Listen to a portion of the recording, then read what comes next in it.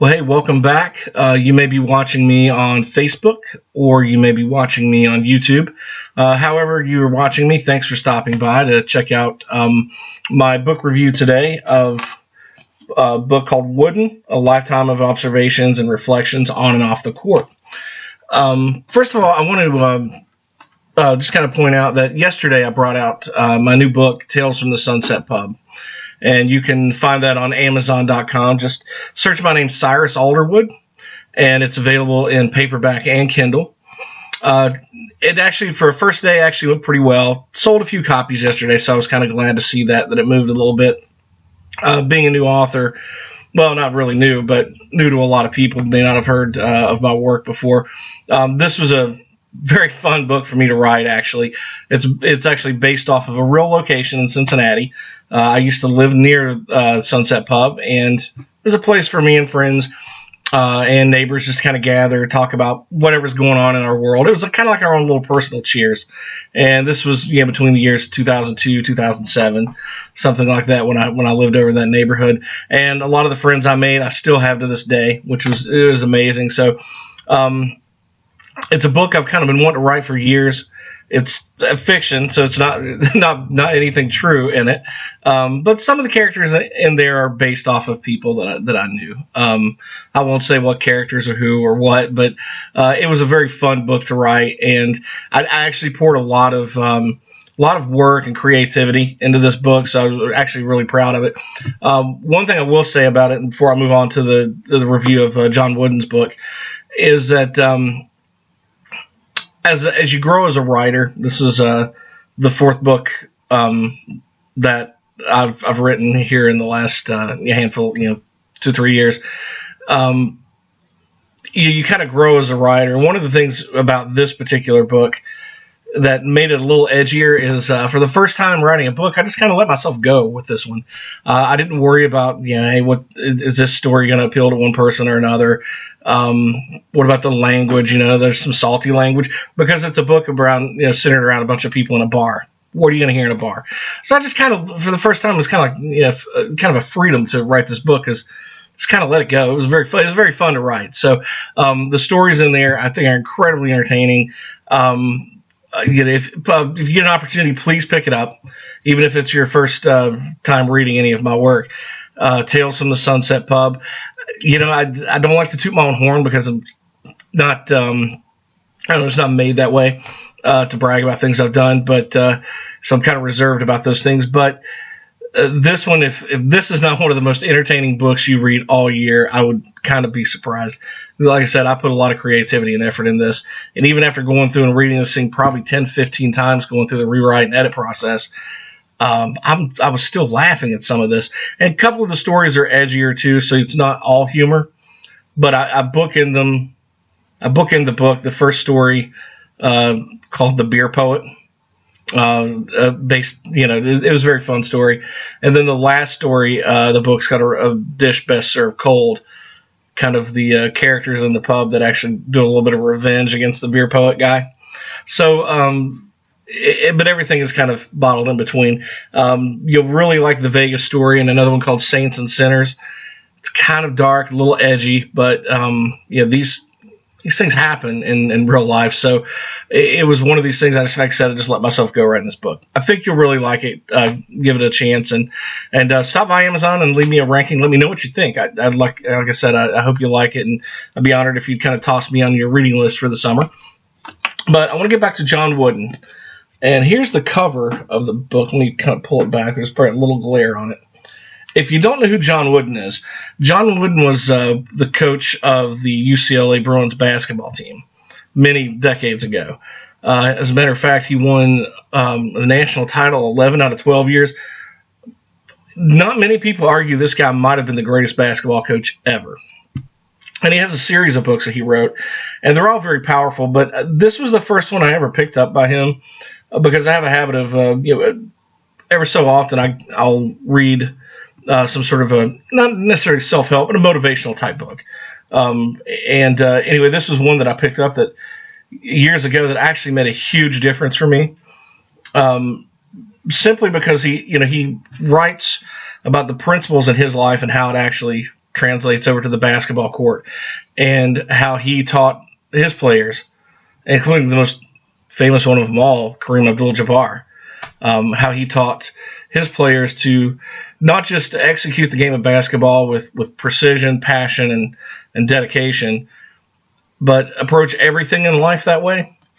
And, even Kareem Abdul-Jabbar for decades have been singing the man's praises because he made such a big difference in his life too. And then that just filters down through the generations. And this was an incredible book. There's a couple of places in here I just kind of bookmarked real quick to give you an idea of what's in the book. One here on page 15, it's a heading called 6 of Life's Puzzlers. Why is it easier to criticize than to compliment? That's a fair question, but again, it's a tough question to answer. Why is it easier to give others blame than to give them credit? Why is it that so many who are quick to make suggestions find it so difficult to make decisions? And if you've ever worked in a corporate setting, wow, that rings true. That's a very powerful statement too. Why can't we realize that it only weakens those we want to help when we do things for them that they should do for themselves? Again, another tough question. You can translate some of these questions into anything in life, whether it's people that you're friends with or colleagues with, people you work with, politics, even though that's a nasty topic I avoid. Here's the 5th one. Why is it so much easier to allow emotions rather than reason to control our decisions? Again, man, that really kind of harkens to things that we see politically today. Why does the person with the least to say usually take the longest to say it? That's number 6. Again, 6 of Life's Puzzlers. And he goes on to expound on some of these and uses examples in his own life and bring up his upbringing by his parents. So again, it's a great book. And here's another page that I bookmarked here just to read to you real quick. Tricks of the trade. If you spend too much time learning the tricks of the trade, you may not learn the trade. There are no shortcuts. If you're working on finding a shortcut the easy way, you're not working hard enough on the fundamentals. You may get away with it for a spell, but there is no substitute for the basics. And the first basic is good, old-fashioned hard work. Again, that's from Wooden, A Lifetime of Observations and Reflections on and off the court, Coach John Wooden. That last piece I wrote read reminded me recently. I was talking to a kid met through Facebook who had asked me about writing a book, and I think he was working on his first book, and it kind of harkens to I guess the question a lot of first-time writers have, and I had this at one point myself. How do you actually sit down and write a book? How tough is it? And they talk it to death. They think about it. They think it to death. But the last thing they do is actually sit down and just bang on the keyboard and write. Tell your story. You can always go back and change your story. So that's the hard work. The first thing you have to learn when you're trying to become a new writer is sit down at the keyboard, turn everything off, or maybe have some light music if that's what you do when you need to get in the mood to write, and just beat on the keyboard. Don't stare at the screen. Write something, whatever you're thinking. So that's the kind of thing as far as hard work that you need to do. And writing a book is a lot easier said than done. It's I used to tell people, hey, if I could write one, anybody can write one. And then I saw what some people write, and then realized no, probably not. And I'm trying to get better with every book too. So any person who's writing a book, whether it's their first book or their 10th book, if you're still not trying to improve on what you're doing, you're not putting in the hard work. And going back to what Wooden says, the fundamentals. And just one thing real quick, and I wanted to touch on to a book I wrote real quick, Bedtime Stories for the Terminally Afraid. Here's another book that I was reading, Mickey Agrawal. Excellent book. I especially like chapter 6. I've read this 3 times already, but the chapter is titled "What Sucks in Your World?" And the whole point is how to put your passion into motion. And the crux of it is, what really sucks is the status quo. People who want to do the same thing over and over and over again. That's true in business. That's true in people's personal lives. That's true in politics. No one thinks outside of the box, but once you get outside of that box, some of the better things are there. And that's what she points out in this book. So it's a really good book. If you get a chance, if you're on Twitter, follow her on Twitter. She posts some really interesting stuff up. Mickey Agrawal is her name. Agrawal. That's her last name. Great book, great read.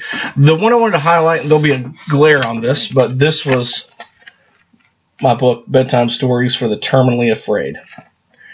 And again, this is in paperback and Kindle. A couple of the stories in it. One of the things in general about this book, it's a collection of short stories in the horror genre.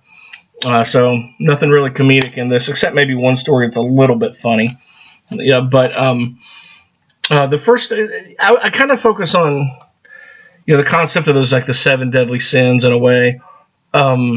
You know how that movie Scream, I think probably everybody in the world's seen Scream by now. But they have that famous scene like that tells you, hey, if you've done this or that, if you drink, if you have sex, you're going to die in this horror movie. Well, I kind of like to take those kinds of themes, people's personal issues like vanity, for example, and show there's in a way, kind of like a moral of the story, even though some of these stories don't really have some sort of lesson to learn.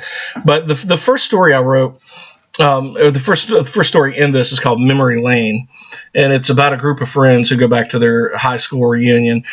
I won't give any spoilers away, but if you want to read it actually for free, it's on my website on CyrusAlderwood.com under the Stuff I Write or whatever that tab is, writing samples. And anyway, it's called Memory Lane. And it's about these group of guys who go back, and it's about maybe taking advantage of the time you have and the things that you miss, and how sometimes people don't really grow up or change. And it's kind of, I notice that sometimes when I've run into not a lot of friends. I've run into a lot of friends here since moving back to this area that I graduated high school with, but they're some people just don't change. That's kind of sad. Kind of the same mentality, didn't grow up kind of thing. But anyway, that's one story. The one that's vanity is called The Waiting List.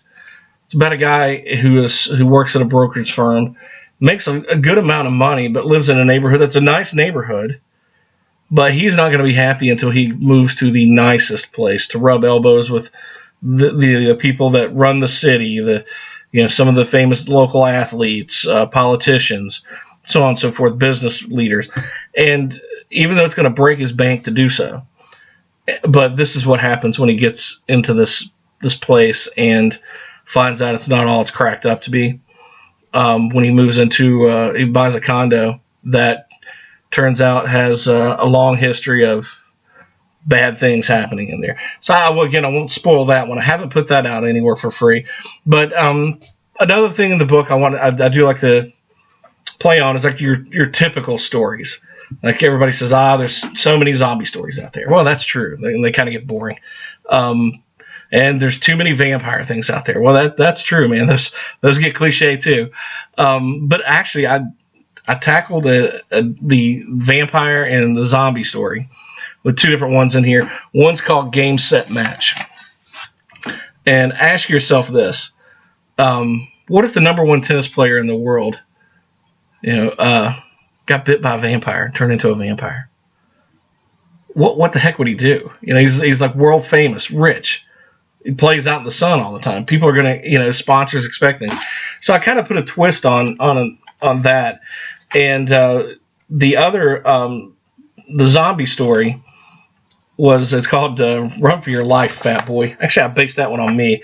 I used to work at a brokerage firm in a suburb north of Cincinnati called Blue Ash. And I thought to myself, what if I was carpooling with one of my friends I worked with, and we get out on the highway and we realize, like, what the hell happened, man? The apocalypse just broke loose.